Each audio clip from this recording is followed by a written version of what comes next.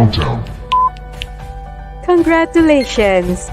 This live broadcast is specially brought to you by Academy YouTuber Malaysia, an initiative by Didik Malaysia and Kelab Guru Malaysia. Please pay attention. The live broadcast will begin shortly. The link to the certificate of attendance will be provided at the end of the session. Please make sure it is filled within the stipulated time. Thank you.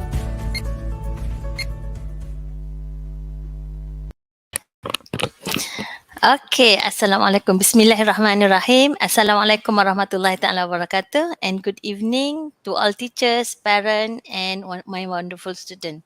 So welcome to Pusat Tuisyen Academy YouTuber, a joint venture with Didik Malaysia and Kelab Guru Malaysia with the hashtag bermula percuma, selamanya percuma. So before we proceed, let's begin our session today by recitation of Kitab Al-Fatihah for the Muslim and a moment of silence for the non-Muslim. Al-Fatihah.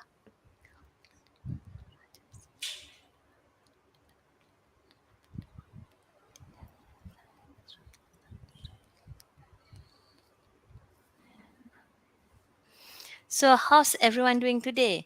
My prayer that everyone is in the best of health and ready to proceed with today's class.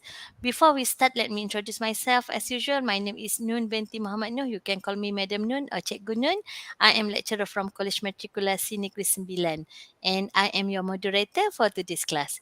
So the most important person today is our passionate and fantastic presenter, Madam Rosmaya.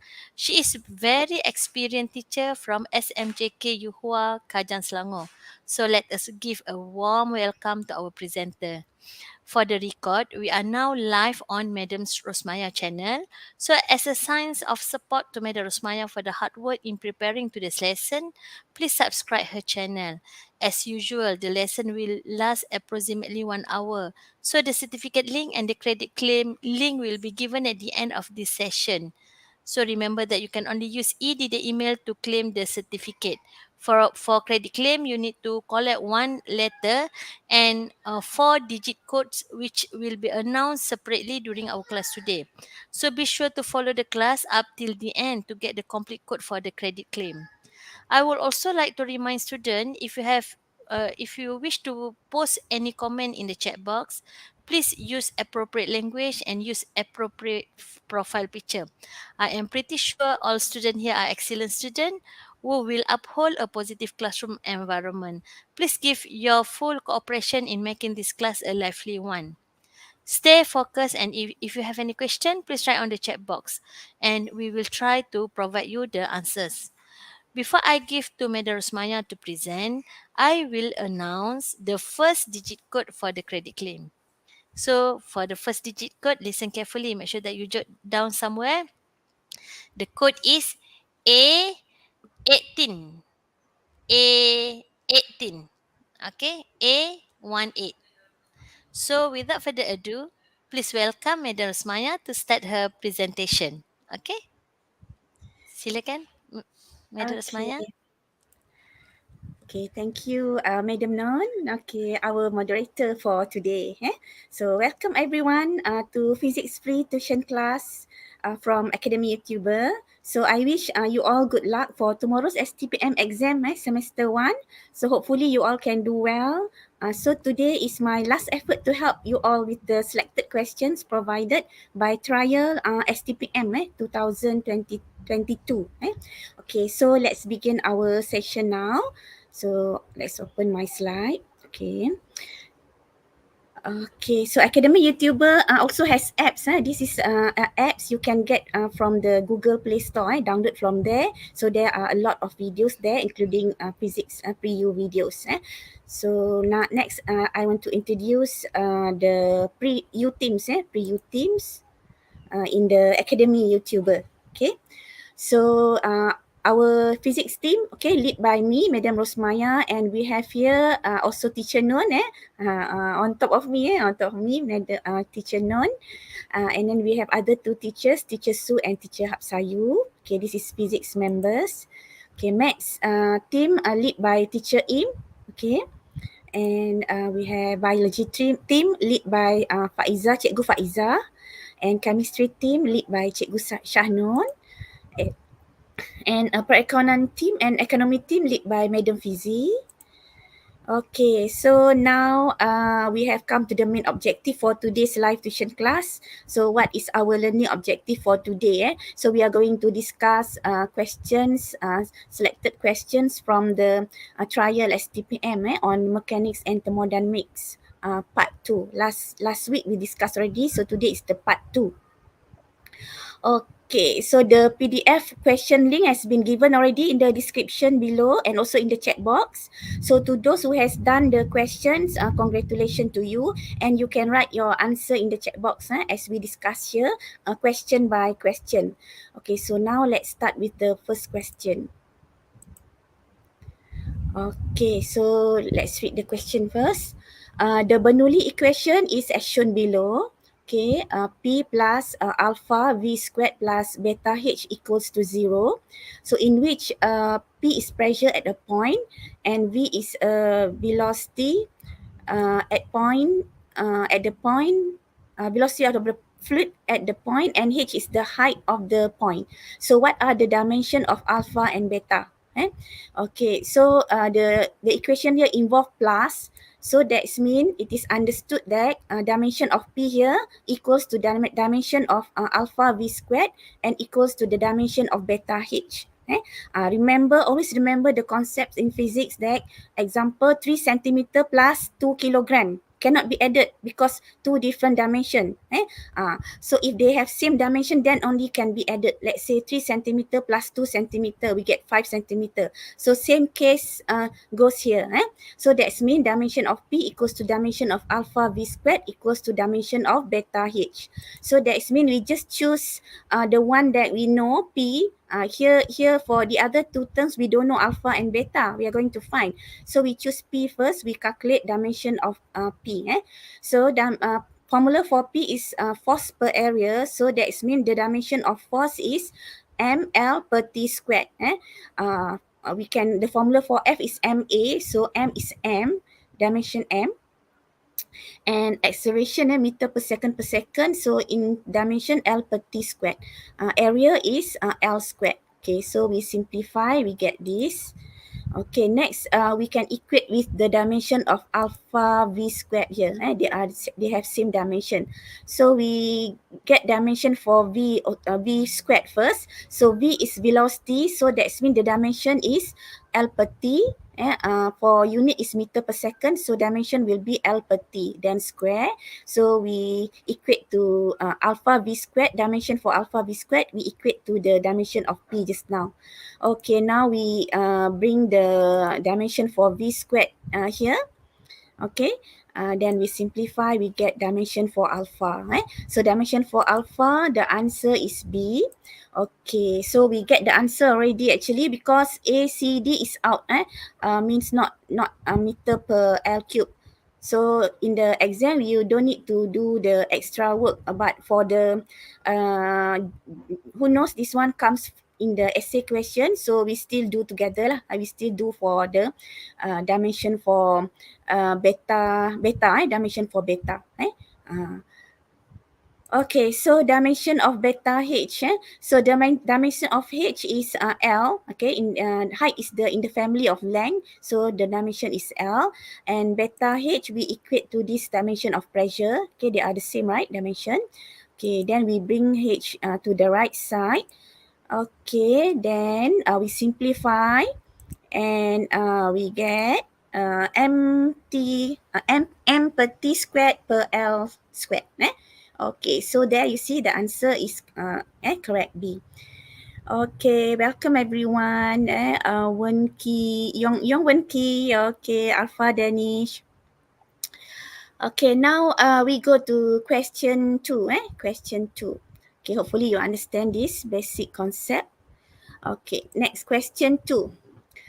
Okay, we read the question first. Okay, an object launched from a point X travels in a parabolic path. Point Y is the highest point in the parabolic path. So neglect air friction, we neglect air friction, and the vertical component of the acceleration of the object is Okay, so the vertical component of acceleration of the object. So for projectile, the vertical component will be G value. Okay, so at all point, the vertical component is always the same with G value. And if it launch from here, so the G will be negative lah. It depends. The G negative or positive depends on the way the object is launched. Okay, so the answer is D. Okay, at point X is the same as at point Y. Okay, at all points actually. Okay, now we go to next question. Question 3. Okay. Okay. The figure shows an object which is released from rest at point L. Okay, the time taken by the object to travel from L to M here is T1. And then from L to N is T2. So what is the acceleration of the object? Okay, those who've done the question, you can write there in the chat box. So that you can compare with the question, with the answer given. Okay, now we draw on the diagram here. L to M, time taken is T1. And then L to N, time taken is T2. Okay, this is given. Okay, acceleration of the object. Okay, let's say the distance from L to M is X. This one not given. But Y is given. So Y is given. In the answer also don't have X. So you need to do something with this X. Okay, now there are 3 equation of linear equation. We have Watt, Was, and Sutat. Okay, which one to be chose? Okay, B is not given in the question here, so we cannot use the above 2 equations. So we choose the third one. And then another one from the questions given here, from the answer given here, we have T squared here, T squared. So also that means it's something to do with the third equation. Third equation. So we choose question as equation 3, equation, the third equation. Okay, now from the third equation, we substitute all the values here. Okay, so we choose vertical, all is in the vertical component. Okay, all vertical component. So for T1, okay, for time, T is time taken. So you substitute T1 and then vertical, this is vertical motion. So the acceleration is G and it is positive and not negative because it is released from rest from top here. So it follow G direction. So the G is positive. Okay, and then the distance L to M is X. So this is the first equation. So the second equation, okay, here from rest, so therefore the U is 0. Okay, U 0. So the equation it becomes X equals to half GT 1 squared. Okay, because from rest, so from rest, it is understood that the initial velocity is 0. Okay, next, for L to N, okay, for second equation, distance is X plus Y, and the T2, okay, but U also 0 because starting point is L from rest, so U also 0. So the equations become X plus Y equals to half GT2 squared. Okay, so this is equation 2. Okay, equation 2. Okay, now the answer given here doesn't have X. So that means we can substitute 1 into 2 to eliminate the X here. Okay, so from equation 2 is X plus Y plus half G2 squared. So we substitute this X into the equation below, this equation. Okay. And we can solve for the acceleration. So acceleration is G. Okay, so we join the G together on the right side, on the left side. Okay, now factor out G becomes G bracket is T1 squared minus T2 squared. So equals to 2 because 2 here cross multiply. And the answer is similar to which one? Here doesn't have negative, right? Because T1 here exchange position. So 2y doesn't have negative. So that means the answer is B. Okay, so that's the answer. Okay, what about you all can get same, you all get the same answer or not? Okay, if you done this question, you can write there in the chat box. Okay, so next we go to question 4. Okay, question 4. Okay, question 4. A force acts on an object for a short while, okay, figure 2 shows how the magnitude of the force F varies with time t. So force against t. So the shaded area represent, okay, this is FT graph. So remember that there are two kind of graph that may confuse you, FT graph and FX graph. So for FT graph, the area under the graph will give you impulse, and the impulse is equals to change in momentum. For the F against X graph, the area under the graph will give you work done. So in this case, the answer is D. D cannot because this is change in impulse, whereas the area give you impulse only. So don't confuse with the word here, change in.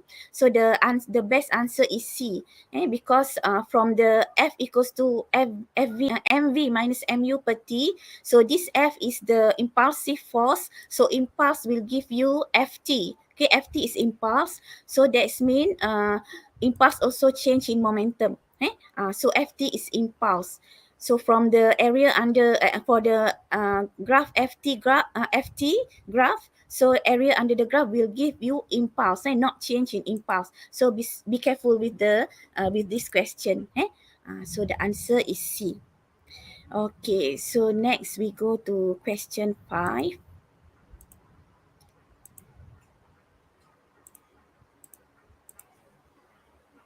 Okay, the two objects A and B with masses m and 5m move with momenta 3p and 2p respectively. So what is the ratio of the kinetic energies Ka to Kb? So kinetic energy formula, okay, is half mv squared. And then the okay, so we want ratio. So momenta given, so we also use momentum equation mv and kinetic energy half mv squared. So we write equation for both A and B. So for momentum A given 3p, okay, momentum formula is mv, so you substitute the v velocity A. Okay, so we get the VA 3p per m, which we are going to substitute into kinetic energy here later. For momentum B, we do the same for object B. Okay, so it's given here 2p and momentum equation is mv, so you substitute the mass 5m and the v is vb equals to 2p. Okay, so we get vb equals to 2p per 5m. So we bring 5m to the right side, so we get vb here. Okay, now we are going to substitute this velocity into the kinetic energy. So we do the same, we form two equations for kinetic energy, half mv squared. Okay, so the ratio will be Ka per Kb, okay, given by the question, Ka per Kb. So these two we divide, okay. Then we can cancel the m and the half and to substitute the Va and Vb. Okay, so we substitute Va and then Vb. Okay, now again simplify. The P can be cancelled out. One of the 5 also here can be cancelled out. So we bring up, so 5 times 5 times 3 squared. This is 3 squared. So 9 times 5 is 45 per 2 squared is 4. So the answer is A. Okay. So very simple actually. Okay, so next we go to question 6. Question 6. Madam Rosmaya, maybe we can and I can announce the second digit code. Okay. Okay. All right. So everyone, please jot down the second digit code is number 5. Okay, number Okay. 5. All right, you can continue. Okay, Thank you. continue with question 6. Okay, question 6. We read the question together. A neutron, relative atomic mass 1, makes an elastic head-on collision with a stationary helium nucleus. Relative atomic mass is 4. Okay, neutron 1 and nucleus is 4. So the final speed of the neutron. So what is the final speed of the neutron? So the case here is the neutron and nucleus have different mass, different masses, 1, 4. So neutron is smaller than the mass. Another one is the key word here is elastic. So what can be understood from elastic? this means the kinetic total of kinetic energy is conserved. So we use principle of conservation of energy. So that means the total of kinetic energy before is equals to the total of kinetic energy after the collision.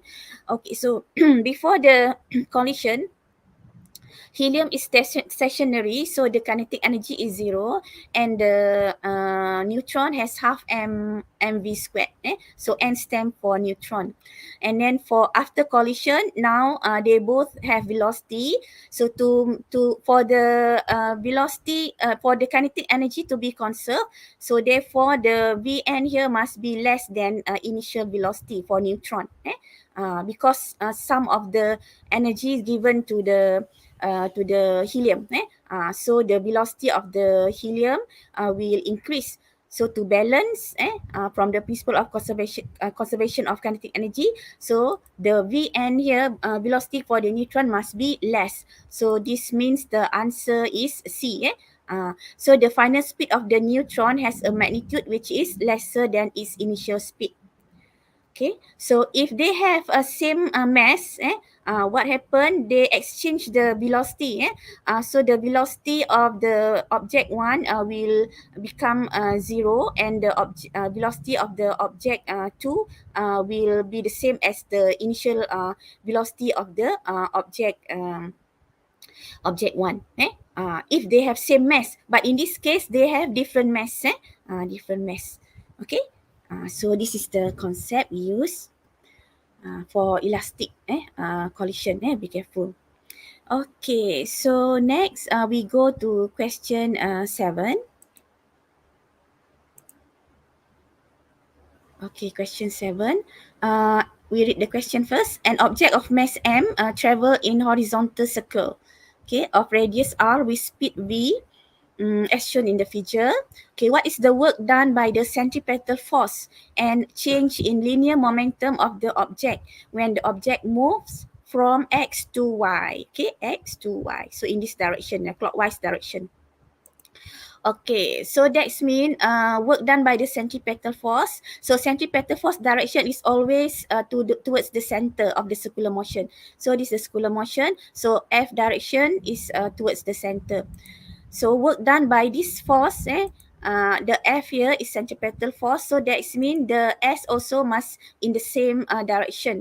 So which is equals to the radius. The distance is the radius of the circle. But the radius of the circle does not change. So that means ds is constant. So that means the work done is 0. Okay, the work done is 0. No changes in distance. So therefore the work done is 0. Okay, it's similar to the case when the object in linear motion. In linear motion, so the force applied to the object that move in linear motion, if the object doesn't move, the work done will be 0, right? So it's in the similar case here, but this time the object move in circular motion. So along the centripetal force here, there is no change in distance. So that's why the work done is 0. Okay, now that's mean A and C is wrong. So leaving question B and D, which one? So which one? We go to the change in momentum. For change in momentum, okay, we know that momentum is NV. So change in momentum means final momentum minus initial momentum. So they have same mass, same object, right? So same mass. The difference is only for Vy. So you can factor out M. So we get the Vy minus Vx. We use triangle triangle method. We draw the triangle vector to find the Vy minus Vx. So Vy is downward. So we use triangle law of vector addition. So Vy is downward. Then Vx is this way. But here, change in momentum means M, Vy minus Vx. So Vx here is positive. So we change direction to negative because here minus Vx, so negative. So using the triangle law of vector addition, so Vy minus Vx is this way. Okay, so Vy minus Vx, so we get this the magnitude. We can use cosine rule. Okay, so the angle is given 3 pi per 4 radian. 3 pi per 4 radian. So you can convert to degrees. So it's equals to 135 degrees. So you can use cosine rule. There are many methods to solve for Vy minus Vx to find the magnitude of Vy minus Vx. So you can use one of the method, you can use cosine rule. So it's the fastest method to solve for Vy minus Vx. Okay, so the answer you get 1.85 V, 1.85 V. Why V? Because given here speed V, so the speed is constant, the speed is tangent to the circle. So you substitute Vy, V, Vx also V. So you get this 1.85 V. So you get change in momentum is 1.85 MV. So the answer is D. Not 1.41. So be careful with the meaning here. Change in momentum. Change in momentum means final momentum minus initial momentum. Okay. Okay. So we've done for question 7. Okay. Next we go to question 8. Okay. Question 8. A rocket is launched from the surface of the Earth. So as its height x increases, the gravitational potential energy of the rocket varies by delta U. Okay, so this is all delta U. Okay, change in potential energy, gravitational potential energy. So which graph shows which of the following graphs shows correctly how delta U varies with x for the first several hundred meters after being launched? Okay, so the U is given by the formula negative Gm per R. So change delta U means change in gravitational potential. So that's mean UF minus UI. Final gravitational potential minus initial gravitational potential. So you substitute these two into here. So you get this.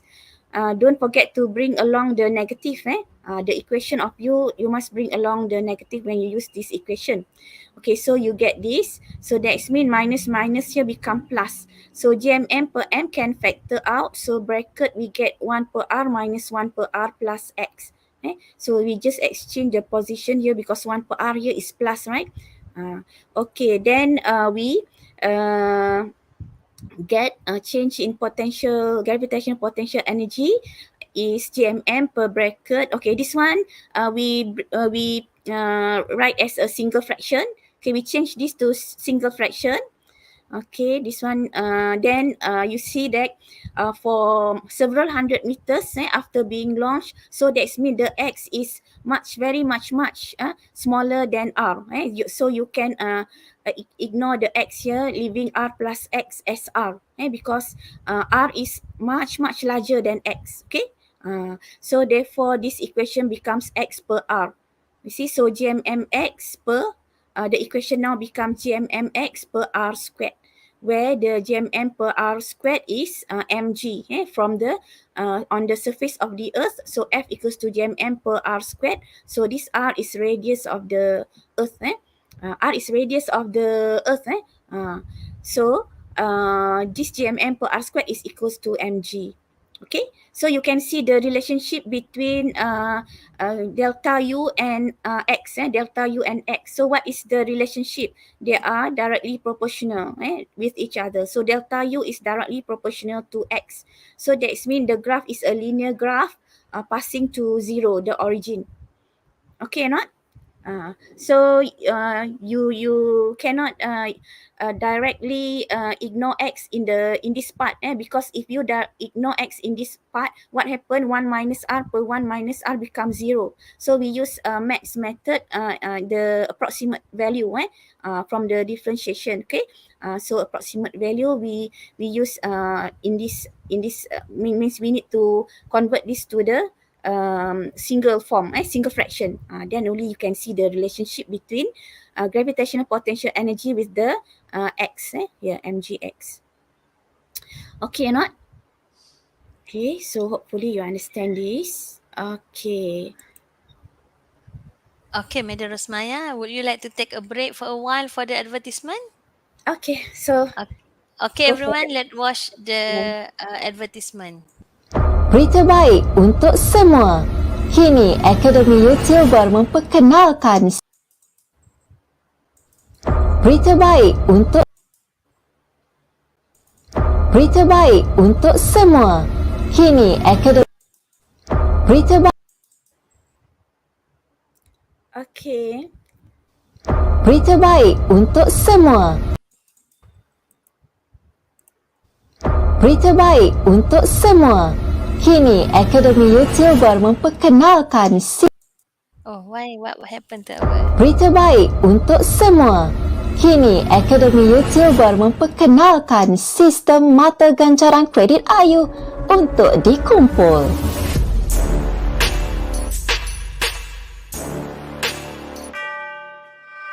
Jom ikuti kelas tuition live AYU untuk mengumpul kredit AYU dan berpeluang menebus hadiah-hadiah yang menarik. Hadiah bernilai lebih RM10,000 disediakan secara percuma untuk pelajar seluruh Malaysia. Apa tunggu lagi? Tebus ganjaran hebat ini sekarang. Layari www.academyyoutuber.com untuk maklumat lanjut. Okay.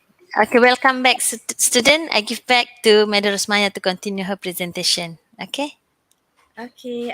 Thank you, Madam Non. Okay, now we go to question 9. Question 9. Okay, we read the question first. An Earth satellite in a circular orbit moves to another circular orbit of greater radius. So which one of the following quantities possessed by the satellite increases in magnitude due to the change? Okay, so the keyword here increases. So you can imagine the satellite move from here to next orbit with larger radius. So we have period, angular velocity, gravitational potential energy, and linear velocity. So we use centripetal force because the orbit is the satellite move in the circular motion, circular orbit. So we use centripetal force mr omega squared, okay, is provided by the gravitational force. So gravitational force is gmm per r squared. So we cancel the m, we get Jm per r cube equals to omega squared. And omega is angular velocity. Okay, so the r times r squared here becomes r cube. So on the way, we stop here for the angular velocity. You see the relationship between angular velocity with the radius, right? So greater radius will give you decrease in angular velocity. So it's not increase. So that means B is not the answer. So R increases, angular velocity decreases. So B is not the answer. So we continue for the period because omega angular velocity is equals to 2 pi per t. So you get 2 pi bracket squared per t squared. Okay, in this case, you see as R increases, so the period increases. So the answer is A. Okay, the answer is A because the questions 1 increases. So the physical quantity here involve period. Period increases, as R increases, period increases. If we continue to use mv squared per r, there are 3 equations for centripetal force. Mr omega squared, also mv squared per r, or another one is mv omega. So we choose mv squared per r to relate with linear velocity. So when we equate to mv squared per r, so we get r here cancel out. So this means as r increases, okay, greater radius, right? R increases. So what happened to V? V decreases. So that means answer D also wrong. And lastly, gravitational potential energy. So gravitational potential energy is U equals to negative gmm per R. So as R increases, so what happened to the gravitational potential energy? Also decreases. So that means C also is not the answer. This is for the whole process BCD. Why it's not BCD? So that you can understand better and can answer if the question come out in the essay question. But as the second part just now already we get the answer A. Okay, now we go to question 10. Okay, question 10. Okay, so a uniform metal rod of length L, a cross-sectional area A, and the Young modulus E are acted by a tensile force F. The strain energy stored in the rod is presented by. Okay, so we have L, we have A, cross-sectional area, we have E, and tensile force F. So we want strain energy. Okay. So we have two formula for strain energy and Young modulus here. So strain energy is half Fe. The formula for strain energy. And F given here. So we are not given E here. In the question, not given E. So we can get E from the Young modulus. Okay, the Young modulus. So the Young modulus is equals to stress per strain. So stress is force per area and strain is energy per length. So that's mean we rearrange this, we get FL per EA. So we cross multiply E and this E exchange position. So you get E equals to FL per EA. We substitute into here. Okay, so now you see the answer is D. Okay, the answer is D. Okay, so memorize all this formula, strain energy and Young modulus. Okay, now we go to question 11. Okay, figure 4 shows an extension against force graph when a wire is stretched to point P by a force F, which increases gradually. So when the force is reduced gradually, the wire returns to point Q. Which of the shaded regions below shows the recovered energy from the process? So recovered energy, so that means energy shows by the area under the graph for fx graph. Remember the previous question we've done already, ft graph and fx graph. For fx graph, the area under the graph will show you work done. But in this case, must be very careful because this is x against f graph. So the area under the graph will be here, this part. For PQ, the recovered energy so will be given by this area. Okay, so be careful. Sometimes they can exchange. Fx graph becomes xf graph. Also must be careful with this kind of question. Okay, next we go to question 12. Okay, so in a gas at temperature T, each degree of freedom possessed by a gas molecule is associated with an average energy. Okay, this one is from the equipartition law of energy. So this one is the easy, considered easy. So you must know what is meant by equipartition law of energy. Okay, so by each degree of freedom, the average energy is half kT. Okay, so we go to the next question. What is the Rms speed of the molecules of ideal gas contained in a cylinder at 50 degrees Celsius? Relative mass of the gas molecule is 28. Okay, so Rms speed of the molecule. So you must memorize the three equations for Rms speed. Okay, so which is Rms speed equals to 3 kT per m. Remember that this m is mass of one molecule. One molecule. So this mass is 1 mole, 28. Be careful. Rms speed is square root of 3 kT per m. Another equation is square root of 3 R3 per molar mass.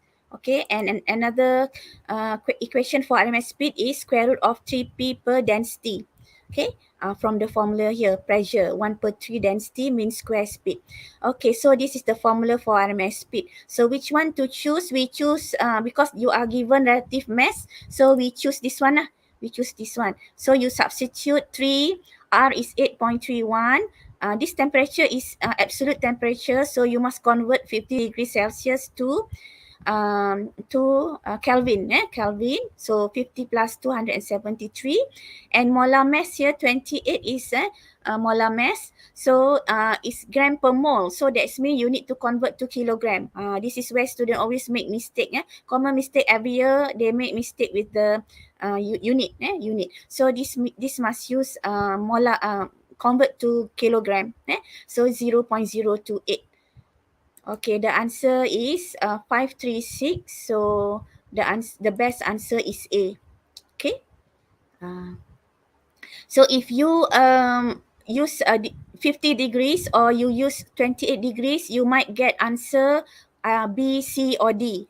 They purposely given the answer B, C, D according to the mistake that you might make. You might make. If you use 50, if you use 28, so you will get this B, C, D answer. That's the trick of this question. So you must be very careful with the unit. So for your level, they consider you must master yourself with the conversion of unit already. Okay, so now we go to question 14. Okay, Madam Rosmaya, before that, I want to announce the third digit code. Okay. Okay. So class, the third digit code is number 7. Okay, Okay. 7. Yes, number 7. Okay, please jot down. Okay, can Madam Rosmaya, you can continue. Thank you. Okay, thank you, Madam Non. So now we go to question 14. Okay, we read the question first. An ideal gas is compressed at a constant pressure. So which of the following is true? Okay. So the mention here is constant pressure. Okay, constant pressure. So for graph PV, so it's a straight horizontal line. Okay, this is isobaric process. Okay, isobaric process. So because this is compression, so that means the temperature decreases. Okay, final temperature less than initial temperature. You can imagine there are two isotherm here. Okay, so for the isotherm at this side, the temperature will be less, right? So it means temperature decreases. So if temperature decreases, what can be understood here? That means internal energy also decreases. Internal energy decreases. So the answer is D. The answer is D and B. We don't know yet. So A and B out already lah. A and C out already. Okay, leaving the answer B. Which one? B in and D. So internal energy decreases. For change in potential, for change in internal energy will be negative. Because final minus initial, final is less than initial. So you will get negative value. Okay or not? Okay, now we are going to go to the next part, heating of the gas. So which one is the answer? Okay, so one is heat energy is absorbed, another one is heat energy release. Okay, so now we use first law of thermodynamic. Okay, first law of thermodynamic, the heat energy, okay, either absorb or release, don't know yet, equals to delta U plus work done, in change in internal energy plus the work done. So in this case, the change in internal energy is negative. Okay, so it's negative, and then the work done is this is a compress. The work done is on the gas, so compress also negative. So that means will give you the heat energy as also negative, decrease, negative. So that means the answer is heat energy released by the gas. Okay, heat energy released by the gas because we get Q negative here. Okay, so the answer is D. B is wrong. Heat energy is not absorbed by the gas. Okay, not? Okay, hopefully you all can understand. Next, we go to question 15.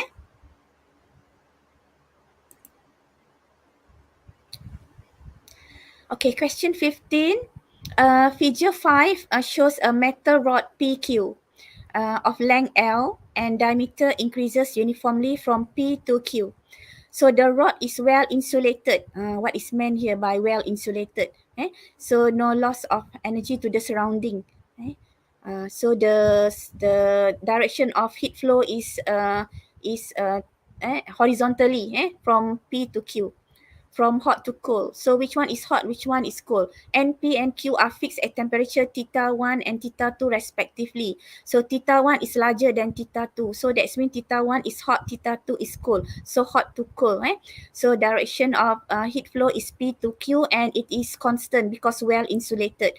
So this is what you need to understand from the well insulated. So the formula we use Spur's law, which is given by rate of heat flow, dq by dt is rate of heat flow equals to negative K A d theta by dx. Thermal conductivity, K is thermal conductivity, A is the cross-sectional area, and d theta by dx is the temperature gradient. Okay. So now dq and dt constant at the steady state. At the steady state, dq by dt constant. Also must be aware of these two. What is meant by steady state? If come out in the essay question, you must know. They might ask you what is meant by steady state. Okay, it's the at the position where dq by dt is constant. Okay, so now if dq by dt constant, K is thermal conductivity is constant because it's the metal rod, same metal rod, and the cross-sectional area is changing from smaller to larger, okay, increasing. So A and temperature gradient, so the relationship here is only between A and temperature gradient. So from the equation here, the relationship is as the temperature gradient increases, A decreases. Okay, so they are inversely proportional to each other. Okay, inversely proportional. When we bring A to the right side, you can see dq by dt constant, K constant. So this is the relationship. Okay, so now look at the temperature gradient for all A, B, C, D. So it is found that when A increases, okay, cross-section area, when A increases, temperature gradient should be decreases. So which one? The answer is B. So you see the gradient here decreases. So the answer is B. Okay, the temperature gradient is tangent to the curve, tangent to the curve. Okay, so the answer is B. Okay or not? Okay, so if no problem, we go to question 16. Hopefully you understand this. The question. So we jump to question, essay question. Essay question, question 18. Okay, so we read the question.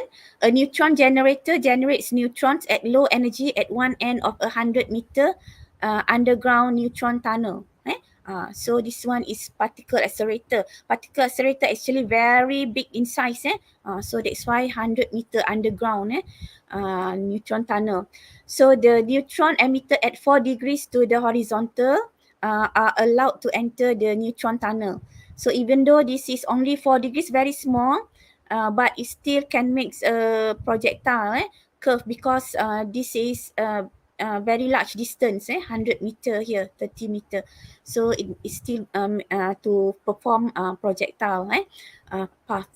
Then a collimator that allows neutrons, here is the collimator, allows neutrons to pass through this small slit. Okay, at the height 1.80 meter above the level of the generator. Generator is placed at 30 meter downstream of the generator. Okay, so 30 meter here distance. The neutron detector is 100 meter. Okay, this is neutron detector. This is the collimator. Okay, the question is, what is the velocity of the neutrons that are able, okay, I go back. Okay, what is the velocity of the neutrons able to pass through the collimator? And then determine the total flight of time of neutron before it is the detector. And then the appropriate height h here for the neutron detector in order to detect the neutrons effectively. And then we have question D also. To as the neutron achieve their maximum height in the trajectory within 100-meter tunnel, here 100 meter, is this h is the maximum height? Okay, that's the question D. And then question E, the experiment is done on the moon. So what happened to the kinetic energy? Okay, so we go to question A first. Okay, question A, what is the velocity of the neutrons that are able to pass through the collimator? Okay, so that means we can ignore this part. Ignore this part. So we just means use the information given this part only. So we can ignore this part. I erase this part. So that you can see which to be used, which information to be used. Okay, so from the equation was what Sutat here. So which one to be choose? So velocity of the neutrons, so we need to find the velocity of the neutrons here, the U. So that's mean the questions 1U. So V is not given. V at this position is not given. So the first above, the first two equation above is cannot be used. So we choose Sutat, S equals to UT plus half AT squared. Okay, so we are going to find this U. Okay, next step. For the U, you need to, because we have 30 meter horizontally and 1.8 meter vertically. So we use both component, this projectile, right? So we can use both component separately, okay, horizontally and vertically. So we resolve the component of U cos 4 degrees and U sin 4 degrees. Okay, so for horizontal component using Sutat, so we the horizontal component, the automatically A is 0, A is 0. So Sx equals to Uxt. Okay, X means component, horizontal component. Okay, so now we substitute 30 meter horizontal component and U cos 4 degrees. for ux. Okay, horizontal component, initial horizontal component, u cos x, u cos 4 degrees. Okay, now you got t. This is equation 1. So for equation 2, you use 1.80.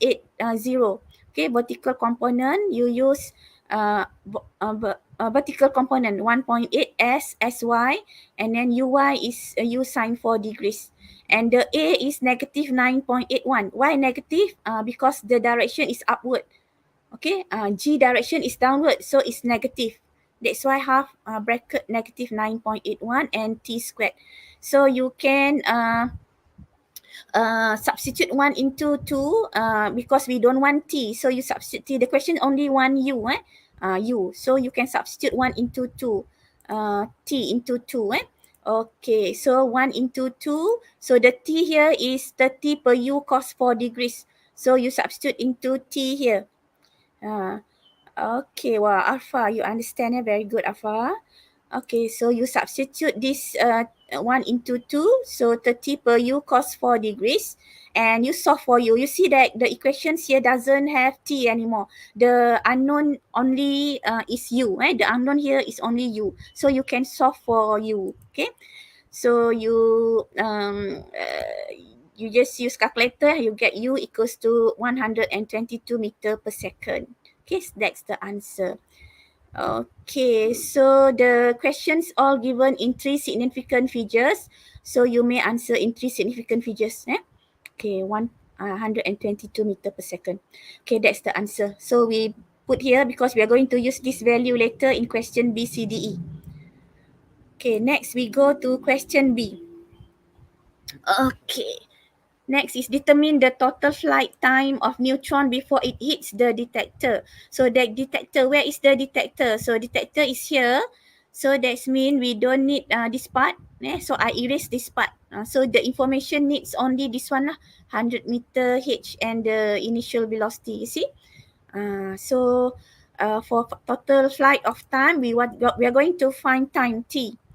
So from the equation was buat sutat, so we choose sutat 100 meter here s given, h velocity here don't know, right? So we choose sutat. Again we use sutat. S equals to ut plus half at squared. Okay, so S is, this is horizontal component. 100 meter is horizontal component. For horizontal component, remember that A is 0. A is 0. So the equation is S equals to UT only. So substitute the 100 and the UX. UX is U cos 4 degrees. U calculated already, so you substitute into B. 122 cos 4 degrees. And you can solve for T. Very simple, right? Projectile is very simple. You can score actually this question. So temperature pula. T is not temperature, T is time. Okay. So time is 0.82 second. So we put here because we are going to use this later in the next question. Okay, T is 0.82 second. Okay, next question. Question C. What is the appropriate height h of the neutron detector in order to detect the neutrons effectively? Okay, so we are going to find h. So to find h, again, we don't need this part. We don't need this part. So you can erase this. I erase this for y so that you can clearly see what we need. So appropriate h, and so that's mean we can use the sutat again, vertical component sutat.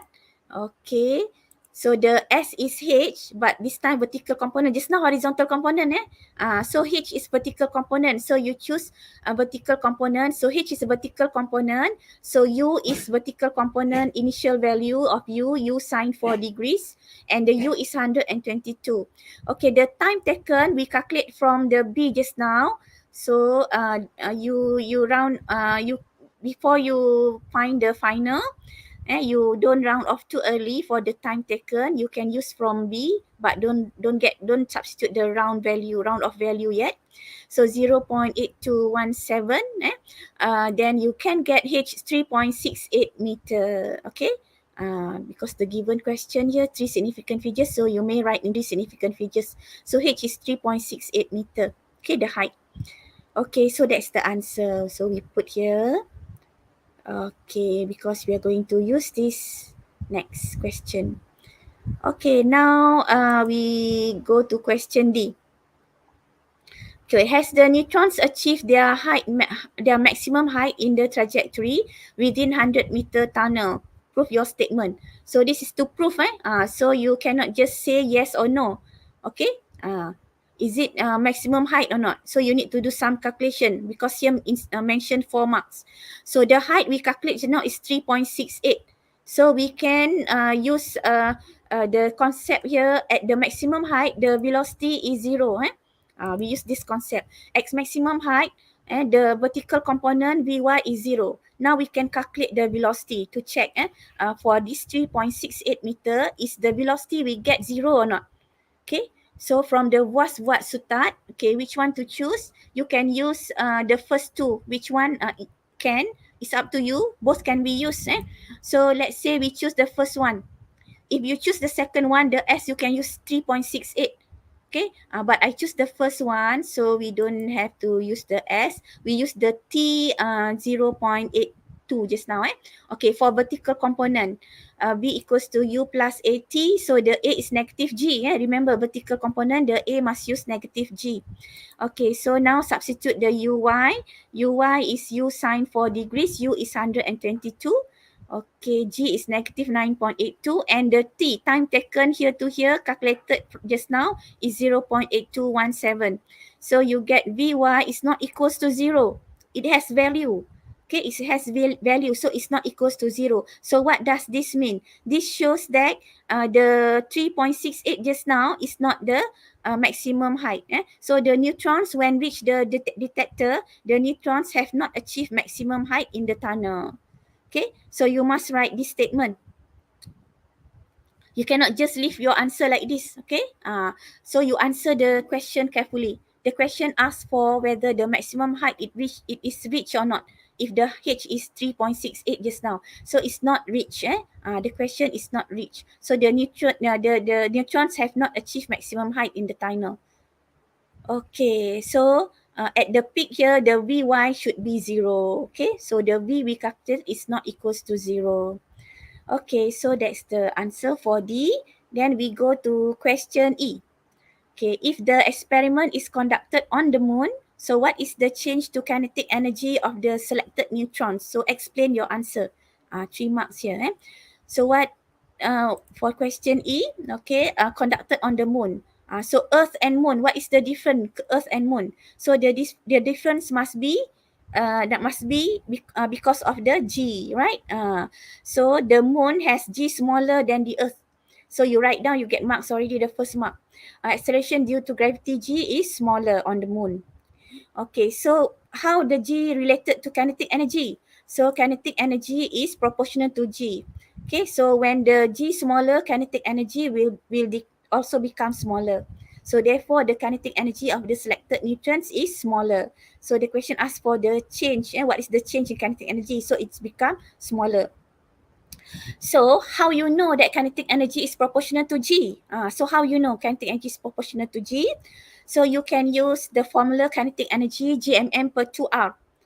So you cannot see here how it's related with G yet, right? G yet, sorry, twisted tongue. Okay, so you relate with the F equals to GMM per R squared, where on the surface F equals to mg. On the surface of the earth, F equals to mg. So therefore, cancel the m, so G equals to GMM per R squared. So you substitute GM equals to GR squared here. So you can see that kinetic energy is directly proportional to G. Kinetic energy is proportional to G. Okay, because R also might change, right? But both is on the upper at the numerator. So that's mean kinetic energy is proportional. Oh, sorry. From here we know that kinetic energy is proportional to G. Okay, so that's how you know.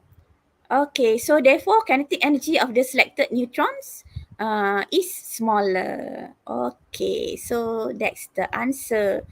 We managed to finish all the question that discussed today, but nobody answer in the chat box. I can see. So that's mean you do them or not? You do them or not? Okay, now that's the end of our discussion here. So I give back I pass the session back to our moderator, Madam Non. Okay, Madam Non. Okay, thank you, Madam Rosmaya. Alhamdulillah. We have reached the end of today's session. Congratulations to those who can follow our session from beginning to till the end. Before we end our session for today, I will announce the fourth or the last digit code for the credit claim. So the digit is number 4. Okay, number 4. So all of you, please stop posting your comment for a while. And if you haven't clicked the subscribe button, please do so. Make sure it turns grey color and active the icon bell so that you will not miss the next class session. Then if you find that the lesson was beneficial, click like and share to your friends on your social media. Spread and share the goodness. Once complete, type done on the chat box before the certificate link is given as a token of thank you for your dedication in joining the free online class today. Okay, the link of the certificate for the credit claim given in the chat box, right? Okay. Wait, Wait. link of the Uh-huh. credit. Yes. Okay, and the access code is hashtag kelas AYU EDD. Please take note that the link will end half an hour after this live. Make sure to use the EDD email to log in. Incorrect email use will not be entertained. If you haven't got one, please apply. The link to apply the EDD email is also given in the chat box. Okay. So if you wish to get more information on the online classes, go to the academyyoutuber.com, and to those who haven't joined EDD Junior Telegram, please do so. So once again, I would like to thank all students for joining our tuition class today. Remember that the more classes you join, the more credit you can claim. So feel free to share the free tuition class to your friends and teachers all over Malaysia. This is a collective effort from all teachers throughout Malaysia for all the students throughout the country. Thank you too for being a YouTuber Academy supporter too. I think that's it for now. See you in another session. Do not forget the hashtag bermula percuma and selamanya percuma. So stay safe till we meet again next time. Thank you and Assalamualaikum. Bye. Bye. Okay. Wow, banyaknya hadiah menarik menanti anda. Wah, kini Akademi YouTuber mengambil inisiatif baru di mana memberikan hadiah-hadiah ini secara percuma. Ya, percuma kepada anda semua. Bagaimana caranya? Dengan mengikuti kelas tuition online percuma Akademi YouTuber sambil mengutip mata kredit, anda dapat menukarkannya dengan hadiah-hadiah yang menarik ini. Tunggu apa lagi? Segalanya percuma. Jangan lepaskan peluang tau. Dah dapat banyak hadiah menarik, takkan nak lepaskan peluang. Layari www.academyyoutuber.com sekarang untuk maklumat lanjut. Dibawakan kepada anda oleh Akademi YouTuber.